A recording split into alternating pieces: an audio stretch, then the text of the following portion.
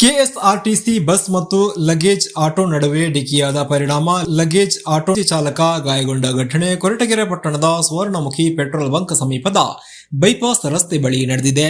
ಮಧುಗಿರಿ ತಾಲೂಕಿನ ಬೂದೇನಹಳ್ಳಿ ಗ್ರಾಮದ luggage auto ಚಾಲಕ ರಾಮಂಜಿ ಗಾಯಗೊಂಡವರು. ಕೆಎಸ್ಆರ್ಟಿಸಿ ಬಸ್ಸಿನಲ್ಲಿದ್ದ 40ಕ್ಕೂ ಹೆಚ್ಚು ಪ್ರಯಾಣಿಕರು ಅಪಾಯದಿಂದ ಪಾರಾಗಿದ್ದಾರೆ. ಕೊರಟಗೆರೆ ಪಟ್ಟಣದ ಬೈಪಾಸ್ ರಸ್ತೆಯಲ್ಲಿ ಮನಸ್ಸಿಗೆ ಬಂದ ಹಾಗೆ ವಾಹನಗಳ ಸಂಚಾರ ಕಂಡು ಬಂದಿದೆ. ಟ್ರಾಫಿಕ್ ರೂಲ್ಸ್ ಪಾಲನೆ ಮಾಡದ ವಾಹನ ಸವಾರರಿಗೆ ಸಾರಿಗೆ ಇಲಾಖೆ ಭಯವೇ ಇಲ್ಲದಂತಾಗಿದೆ. ಕೊರಟಗೆರೆಯಲ್ಲಿ ವಾಹನ ಸವಾರರು ಇಷ್ಟ ಬಂದ ಹಾಗೆ ವಾಹನಗಳನ್ನು ಚಲಾಯಿಸ್ತಾ ಇದ್ದಾರೆ.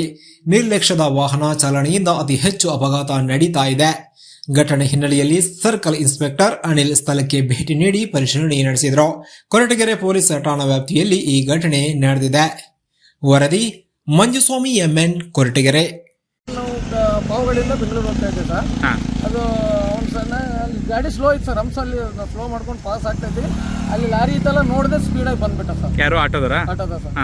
ಅಷ್ಟಕ್ಕೆ ಏನಾಗಿದೆ? ಪ್ಯಾಸೆಂಜರ್ಗೆ ಏನಾದ್ರು ಆಗಿದೆಯಾ? ಏನಾಗಿಲ್ಲ ಸರ್. ಯಾರಿಗೆ? ಆಟೋದವ್ರಿಗೆ ಏನಾಗಿದೆ? ಆಟೋದ ಸ್ವಲ್ಪ ಏಟ್ ಆಗಿದೆ ಸರ್. ಏಟ್ ಆಗಿದೆ.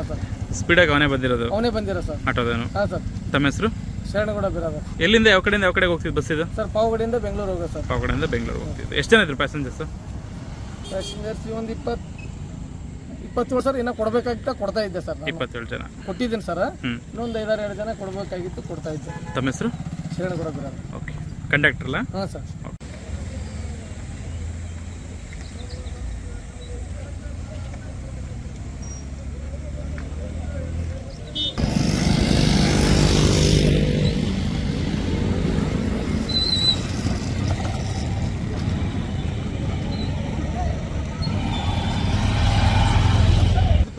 ಕವರ್ ಆಗಲ್ವಲ್ಲ ಇಲ್ಲಿ ಮನೆ ತುಂಬ ಫ್ರಂಟಲ್ಲಿ ಫ್ರಂಟ್ ಹಿಂಗೆ ಗೊಬ್ಬರ ಏನಿದ್ರು ಕವರ್ ಆಗ್ತದೆ ಪಾಪ.